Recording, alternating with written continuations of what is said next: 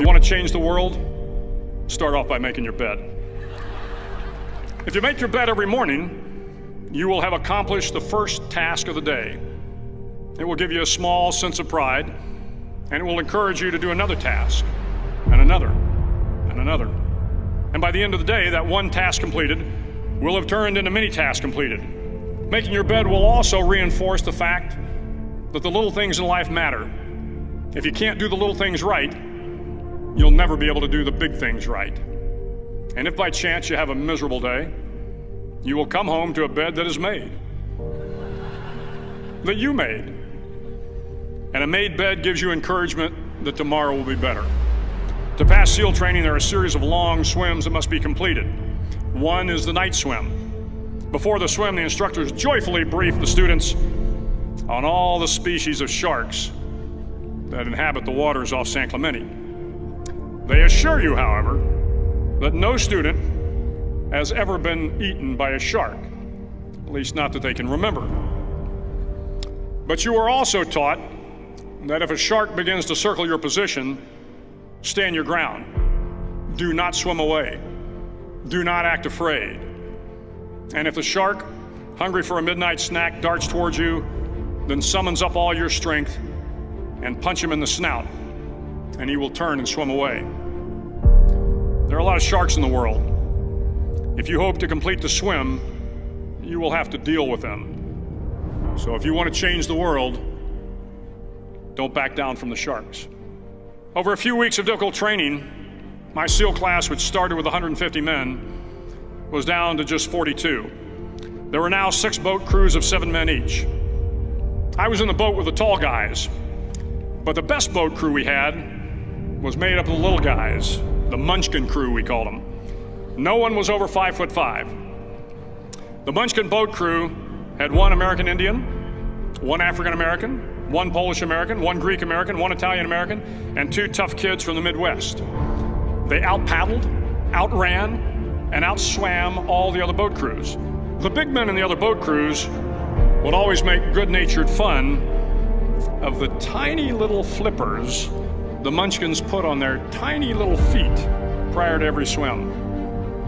But somehow these little guys from every corner of the nation and the world always had the last laugh, swimming faster than everyone and reaching the shore long before the rest of us. SEAL training was a great equalizer. Nothing mattered but your will to succeed, not your color, not your ethnic background, not your education, not your social status. If you want to change the world, measure a person by the size of their heart, not by the size of their flippers. The 9th week of training is referred to as Hell Week. It is 6 days of no sleep, constant physical and mental harassment, and 1 special day at the Mud Flats. The Mud Flats are an area between San Diego and Tijuana where the water runs off and creates the Tijuana Sloughs, a swampy patch of terrain where the mud will engulf you. It is on Wednesday of Hell Week that you paddle down in the mud flats and spend the next 15 hours trying to survive the freezing cold, the howling wind, and the incessant pressure to quit from the instructors. As the sun began to set that Wednesday evening, my training class, having committed some egregious infraction of the rules, was ordered into the mud. The mud consumed each man till there was nothing visible but our heads. The instructors told us we could leave the mud if only 5 men would quit. Only 5 men, just 5 men, and we could get out of the oppressive cold. Looking around the mud flat, it was apparent that some students were about to give up. It was still over 8 hours till the sun came up. 8 more hours of bone-chilling cold. The chattering teeth and the shivering moans of the trainees were so loud, it was hard to hear anything.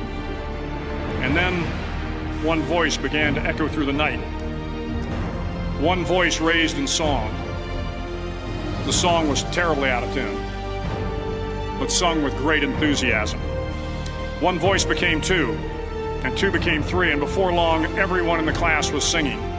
The instructors threatened us with more time in the mud if we kept up the singing, but the singing persisted, and somehow the mud seemed a little warmer, and the wind a little tamer, and the dawn not so far away. If I have learned anything in my time traveling the world, it is the power of hope. The power of one person, a Washington, a Lincoln, King, Mandela, and even a young girl from Pakistan, Malala. One person can change the world by giving people hope. So if you want to change the world, start each day with a task completed. Find someone to help you through life. Respect everyone. Know that life is not fair and that you will fail often. But if you take some risks, step up when the times are the toughest, face down the bullies, lift up the downtrodden, and never ever give up. If you do these things, the next generation and the generations that follow will live in a world far better than the one we have today. And what started here will indeed have changed the world for the better.